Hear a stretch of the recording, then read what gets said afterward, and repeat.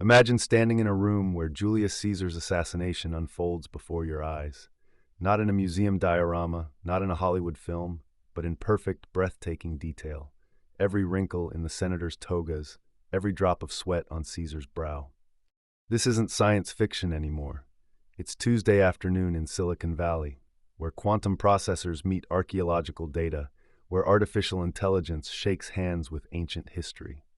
For centuries, we've relied on faded documents, crumbling artifacts, and our imagination to understand the pivotal moments that shaped civilization.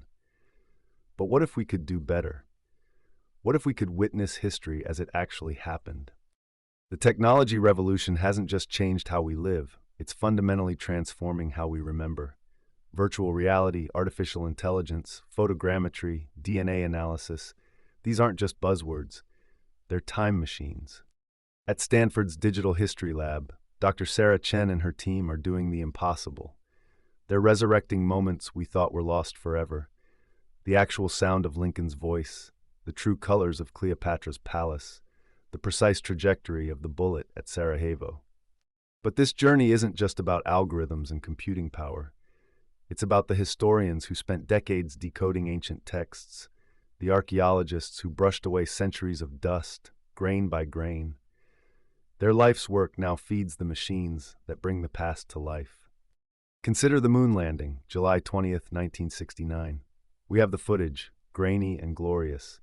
But now, using AI enhancement, satellite data, and mission telemetry, we can stand on the lunar surface alongside Armstrong. We can feel the weight of that moment in ways even the astronauts couldn't fully capture.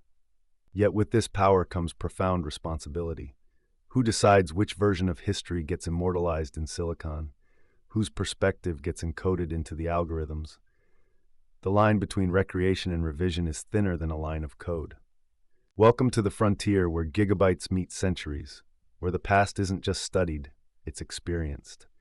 This is the story of how we're building a bridge across time itself, one pixel, one data point, one breakthrough at a time. The question isn't whether we can recreate history anymore. The question is, are we ready for what we might discover when we finally see it clearly? But voice is only half the equation. To truly resurrect a historical moment, we need to see it unfold before our eyes. This is where the marriage of AI voice synthesis and visual reconstruction creates something extraordinary, a window into the past that our ancestors could never have imagined. Take Abraham Lincoln's Gettysburg Address. We've all read the words 7 years ago. But what if you could stand in that Pennsylvania field, November 19th, 1863, and hear those words as they were truly spoken? Dr. Sarah Chen's team at the Temporal Audio Institute spent 3 years analyzing Lincoln's written correspondence, contemporary accounts of his vocal characteristics, and linguistic patterns of his Illinois upbringing. They discovered that Lincoln likely had a higher-pitched voice than most people assume, with a distinct frontier accent, not the deep, theatrical tone Hollywood taught us to expect. When I first heard the reconstruction, it was jarring.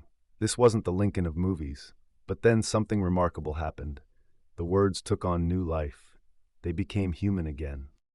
The same technology that can resurrect presidential speeches is now being used to recover voices lost to tragedy, languages on the brink of extinction, final words of explorers, lullabies from grandmothers who never lived to see recording devices. In New Zealand, the Maori community worked with AI researchers to recreate the voices of ancestors using tribal oral histories and phonetic patterns preserved in traditional songs. When 8-year-old Aroha heard her great-great-grandfather's reconstructed voice telling traditional stories, she wept. "He sounds like home," she said. This is the profound responsibility of digital resurrection.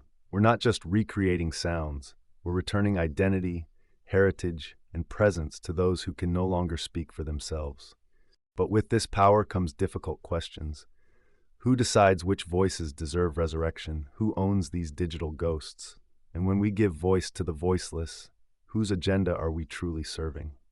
These are the ethical minefields we must navigate as we stand at the threshold of a new era, one where the boundary between past and present grows increasingly transparent. The walls of Pompeii stand before us, not as ruins, but as they were on that fateful morning of August 24th, 79 AD. The scent of bread baking in stone ovens mingles with the distant rumble of Vesuvius. Virtual reality has given us something archaeologists have dreamed of for centuries: the ability to step through time itself, not just to see history, but to feel it, to inhabit it, to understand it from within. Dr. Sarah Chen's team at the Virtual Archaeology Institute spent 5 years scanning every remaining fragment of Pompeii. Laser imaging, ground-penetrating radar, and AI reconstruction algorithms working in concert. But data alone creates only a skeleton. To breathe life into these ancient streets, they turned to an unexpected source: the people who never left. The casts of Pompeii's victims became teachers. Every pose, every final gesture frozen in volcanic ash told a story. Families huddled together, a guard at his post, a dog straining against its chain. These became the foundation for understanding how people truly moved, lived, and loved in ancient Rome. The breakthrough came from an unlikely partnership. Motion capture artists from Hollywood joined forces with classical historians. Gaming engine developers collaborated with Latin scholars. Technology met humanity. When you put on the headset, you don't just see ancient Pompeii. You hear the fountain in the atrium. You feel the cool tile beneath your feet. You smell the garum fermenting in amphorae. You taste the wine served at the thermopolium. Marcus, a virtual reconstruction based on historical composites, greets you in Latin. His facial expressions are driven by AI trained on thousands of hours of human interaction studies. He's not real, but he's authentic. He walks you through his daily routine, drawing water from the public fountain, purchasing olive oil at the market, arguing politics in the forum, the mundane moments that make history human. But virtual reality doesn't just recreate the everyday. It allows us to witness the moments that changed everything. The research team faced an ethical question. Should they recreate Vesuvius's eruption? They decided that to honor those who perished, we must understand what they endured. Not for spectacle, but for memory. Not for entertainment, but for education. The simulation includes warnings, context, and the option to step away. When the mountain roars in the simulation, it's based on volcanological data and eyewitness accounts from Pliny the Younger. Every detail matters. Every moment of terror is historically documented. This is where virtual reality transcends technology and becomes testimony. We're not just tourists in time. We become witnesses to what was lost and guardians of what we've recovered. From Pompeii to the Library of Alexandria, from the Hanging Gardens of Babylon to the original Parthenon in full color, virtual reality is rebuilding our past one pixel at a time. Not replacing archaeology, but enhancing it. As we walk through these digital reconstructions, we're not escaping reality. We're expanding it. We're learning that the past isn't dead. It's not even past. It lives in every choice we make to remember. July 20th, 1969. The grainy footage flickered across millions of television screens.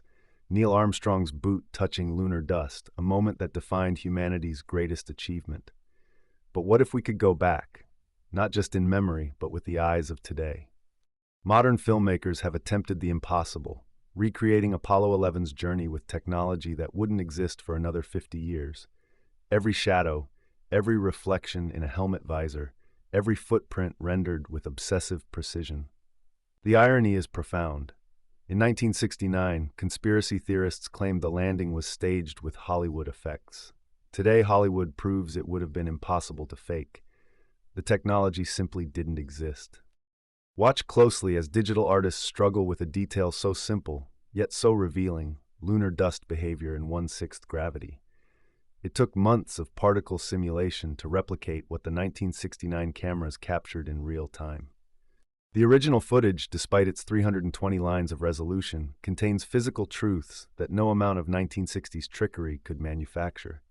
The flag's movement, the boot print's precision, the horizon's curve, all impossible to fake with pre-digital effects. Today's recreations serve an unexpected purpose. They don't replace history, they validate it. Every attempt to improve upon Armstrong's first steps only deepens our appreciation for the genuine article. In the pursuit of perfect pixels, we've discovered something more valuable than visual clarity. We've found that truth has a texture all its own, one that transcends resolution. The moon landing doesn't need our modern technology to be believed, but our modern technology needed the moon landing to understand its own limitations. Sometimes the original really is irreplaceable. As we close this chapter, we're left with a paradox. The more we try to recreate the past with our sophisticated tools, the more we realize that some moments in history were captured perfectly the first time, imperfections and all.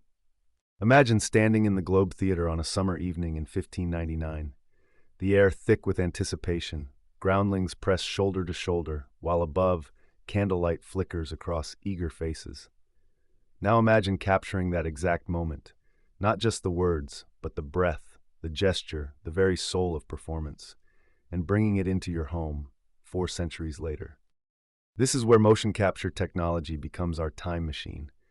Every subtle movement of a Shakespearean actor, the trembling hand of Lady Macbeth, the conspiratorial lean of Iago, the wild gestures of a tormented Hamlet, can now be preserved with mathematical precision. The process is nothing short of magical. Hundreds of infrared cameras track thousands of data points across an actor's body, capturing movements down to the millimeter.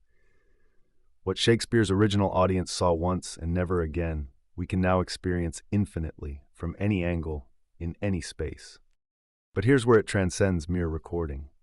Using spatial computing and mixed reality, we can reconstruct the Globe Theatre itself, beam by beam, nail by nail, based on archaeological evidence and historical records. Then we populate it with digital performers whose movements carry the authentic weight of Royal Shakespeare Company trained actors. Picture this in your living room. You put on a mixed reality headset, and suddenly the walls dissolve. You're no longer in 2024, you're in Shakespeare's London.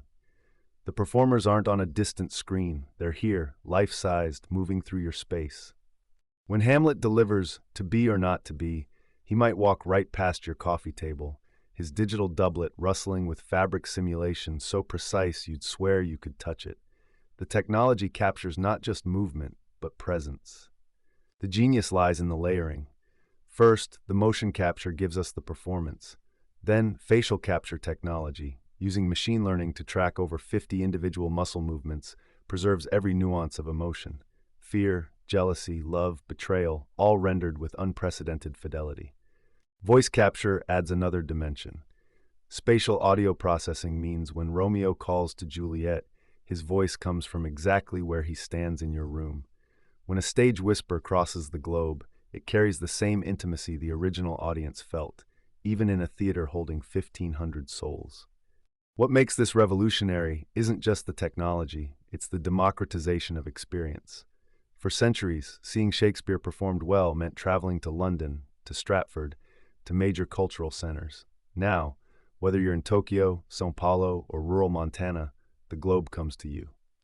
Educational applications transform understanding. Students can pause mid-performance, walk around the actors frozen in time, examine staging choices from the perspective of a director, or view the same scene performed by different actors across centuries, all captured and preserved through motion capture. We've even begun capturing the masters while we still can. Dame Judi Dench's Cleopatra, Sir Ian McKellen's Lear, performances that would otherwise exist only in memory and two-dimensional recordings, now preserved in full-dimensional glory, ready to inspire actors and audiences for generations to come. The technology even enables something Shakespeare himself would have envied: true experimentation. Want to see Macbeth performed in the style of no theater? Or Romeo and Juliet staged in the round? Motion-captured performances can be restaged infinitely without asking the actors to perform again. Perhaps most remarkably, this technology bridges the gap between historical accuracy and creative interpretation. We can show how the same text was performed in 1599, 1899, and 1999, each captured with period-appropriate staging, then let you choose your experience, or even blend them. As we stand at this intersection of Renaissance poetry and digital revolution, we're not replacing the theater, we're expanding it. We're creating a new art form that Shakespeare himself, an innovator who pushed every boundary of his medium, might recognize as kindred in spirit. The stage is no longer confined by walls or time. It exists wherever you are, whenever you choose to experience it. And that groundling from 1599? In a way, they're standing right beside you now, sharing in the eternal magic of the bard's words brought to life. The scratched film flickers, black and white, gray tones dancing between shadow and light. For generations, this is how we've witnessed history, through a monochrome window into the past. But what happens when we paint that window? When artificial intelligence reaches back through time, adding hues that human eyes once saw but cameras never captured? Meet Marina Chen, a digital restoration artist who has colorized over 10,000 hours of historical footage. In her studio in Berlin, she wrestles with a question that keeps her awake at night. Every time I add color to a soldier's uniform, Marina explains, I'm making a choice. Was it olive drab or field gray? Did the sunset that day burn orange or fade to pink? I become a curator of memory, but whose memory am I creating? The debate has fractured the historical community. Purists argue that colorization is revisionism, that we're projecting our modern sensibilities onto a past that existed in documented grayscale. Dr. James Whitmore, historian at Cambridge, is uncompromising. When we colorize historical footage, we're not revealing truth, we're creating fiction. Those colors never existed in the archive. We're asking viewers to trust our imagination. But something remarkable happens when students see colorized footage of the Great Depression. The distance collapses. These aren't museum pieces anymore. They're people, vivid and immediate, stepping out of history's fog. 17-year-old Aisha describes her experience. In black and white, it felt like ancient history. In color, I saw my grandmother's eyes. I saw humanity. For the first time, I felt the weight of what they endured. The technology itself has become eerily sophisticated. Modern AI doesn't just guess at colors. It analyzes fabric textures, cross-references thousands of contemporary photographs, studies vegetation, weather patterns, even chemical compositions of dyes from specific eras. Denis Shiryev, the programmer behind some of the most viral colorized footage, demonstrates his process. We're not inventing colors randomly. The AI has learned from millions of images. It knows that summer grass in northern France has a specific shade, that British uniforms used particular dyes. Yet even with algorithmic precision, questions linger. When Peter Jackson colorized World War I footage for They Shall Not Grow Old, audiences wept at the intimacy, but historians noted dozens of color inaccuracies that went viral as fact. The pink flowers in the background of one scene, wrong species for that region. The sky's particular blue, meteorologically impossible for that date. Beautiful lies that felt more true than truth. Back in Marina's studio, she shows me her golden rule. A small badge appears in the corner of her work. Interpreted color, it reads, a humble admission that this is translation, not resurrection. We're not replacing the archive, she says softly, adjusting the tone of a 1940s street scene. We're offering a bridge, a way for modern eyes to cross the distance, as long as we're honest about what we're doing. Perhaps the controversy itself is the point. In arguing about the right shade of blue for a soldier's coat, we're forced to confront something deeper. Our relationship with history itself is always an act of interpretation. The past was lived in full color, that much is certain. Whether we have the right or the wisdom to imagine those colors back into existence, that question remains beautifully, frustratingly unresolved. In 1955, Albert Einstein took his final breath.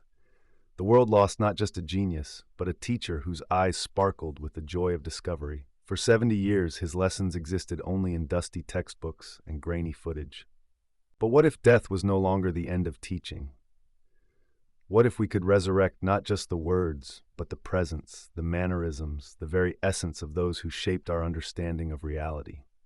Meet Project Lazarus, not named for resurrection from death, but for the awakening of eternal wisdom. Using artificial intelligence trained on every lecture, every letter, every photograph ever captured of Einstein, researchers have done the impossible. They've brought him back, not as a ghost, not as a puppet, but as a holographic teacher who thinks, responds, and teaches as Einstein would have, armed with modern knowledge he never lived to see. The first question posed to the hologram was simple. Professor Einstein, what do you think of the gravitational waves we detected in 2015? The room held its breath. The hologram smiled, that familiar, mischievous grin, and replied in Einstein's voice, "Ah, so space-time does ripple like a pond after all. Tell me, did you use interferometry?" I had some thoughts about that in 1938. This isn't mere playback. The AI engages in genuine dialogue, combining Einstein's documented thoughts with an understanding of modern physics he never witnessed. It's resurrection through technology, philosophy made tangible. Dr. Sarah Chen, the project's lead, explains, "We're not replacing human teachers. We're giving students access to pedagogical giants. Imagine learning relativity from Einstein himself, evolution from Darwin, or physics from Feynman." But the technology raises profound questions. Is this education or necromancy? Are we honoring these minds or exploiting their legacies? Where is the line between preservation and manipulation? In a Tokyo classroom, a 15-year-old girl asks the hologram about giving up. Einstein's eyes soften. "I failed my university entrance exam," he says, "but I never stopped asking questions. Neither should you." These aren't just lessons in physics. They're mentorship across the barrier of death itself. The hologram doesn't just recite facts. It inspires, encourages, and challenges students the way the living Einstein once did. Yet critics argue we're creating false intimacy with the dead. These holograms, no matter how sophisticated, are echoes, not souls. They're predictions of what someone might say, not genuine consciousness. The project team is already working on holographic recreations of Marie Curie, Richard Feynman, and Carl Sagan. Each personality trained on thousands of hours of material, each ready to teach new generations. As I stand before Einstein's hologram, asking him about quantum entanglement, I'm struck by a strange feeling. He's been dead for 70 years. Yet here he is, teaching me, challenging my assumptions, making me think. Perhaps this is humanity's newest form of immortality. Not of the body, not even of consciousness, but of purpose. As long as we seek knowledge, these teachers will never truly die. They'll simply evolve, pixel by pixel, into the future. We stand at a crossroads. The same technology that allows us to witness Lincoln's assassination or walk through ancient Rome also gives us the power to rewrite what actually happened.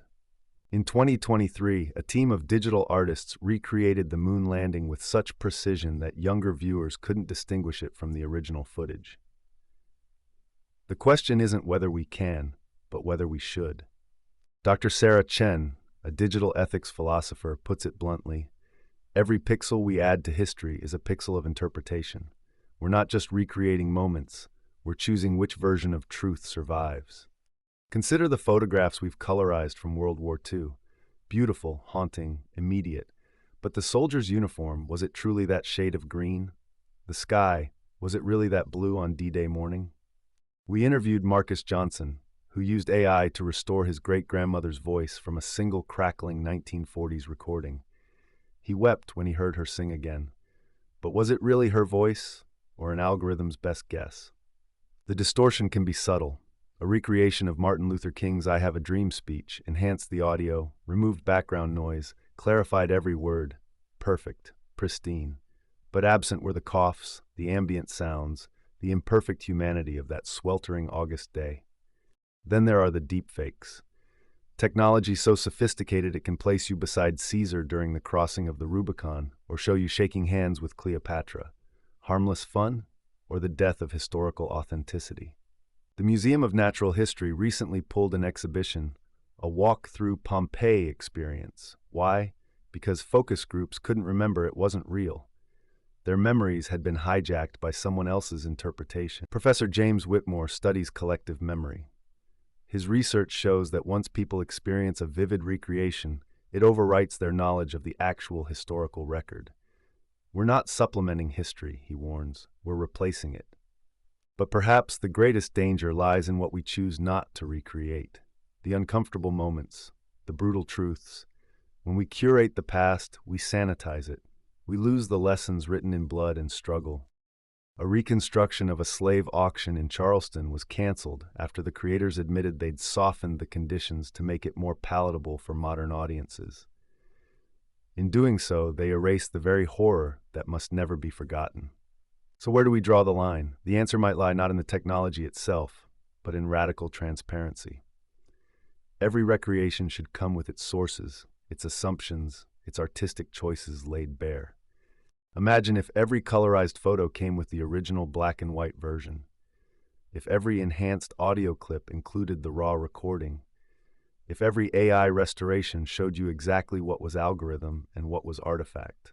The technology isn't our enemy, but our relationship with truth is being tested in ways previous generations never faced.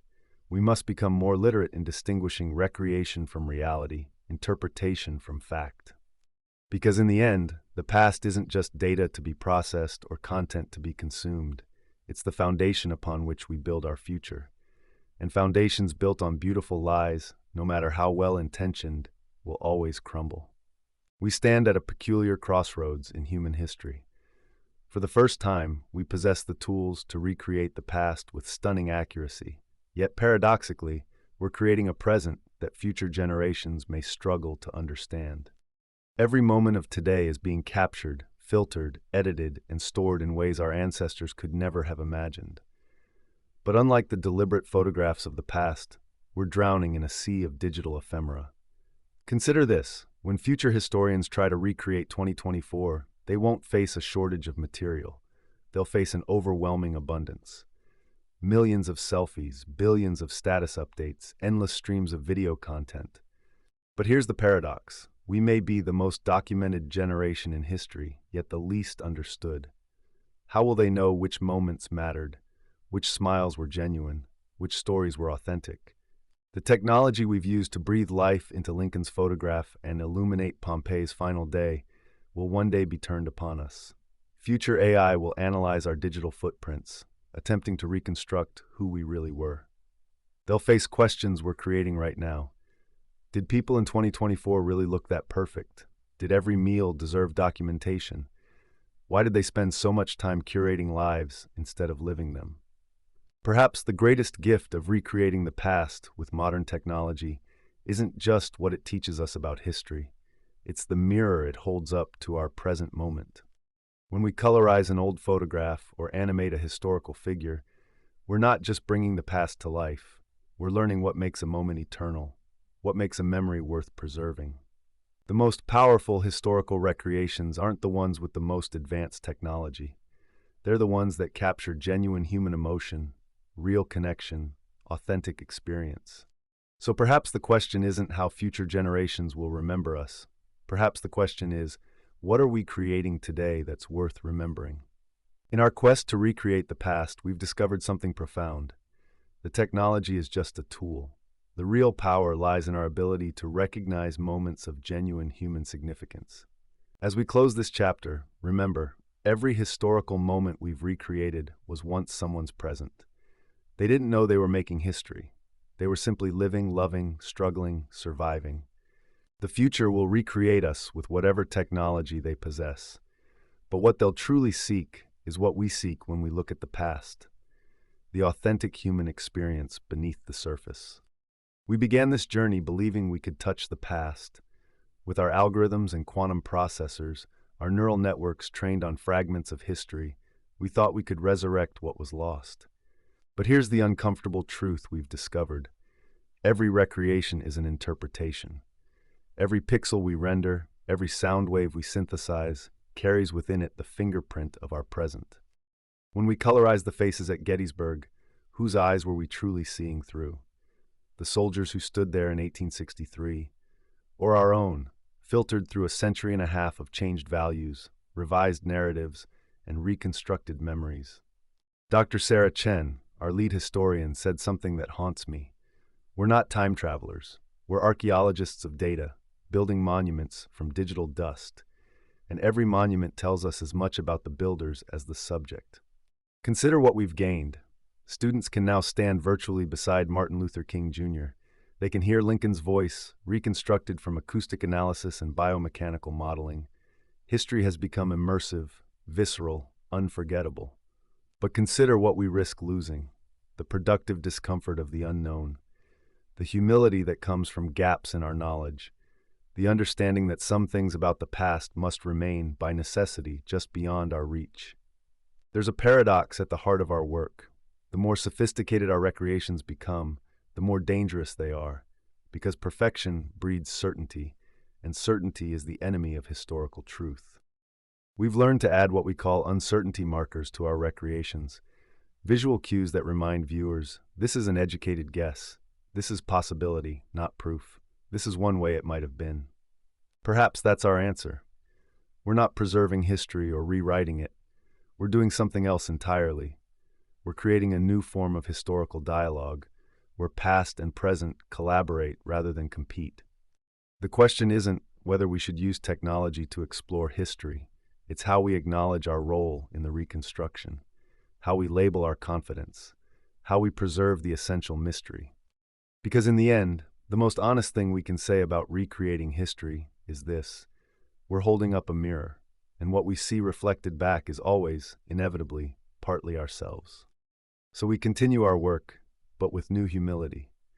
We build our digital time machines knowing they'll never be perfect, and perhaps that imperfection is the most important feature we could design. Thanks for watching. Don't forget to subscribe and check out other videos.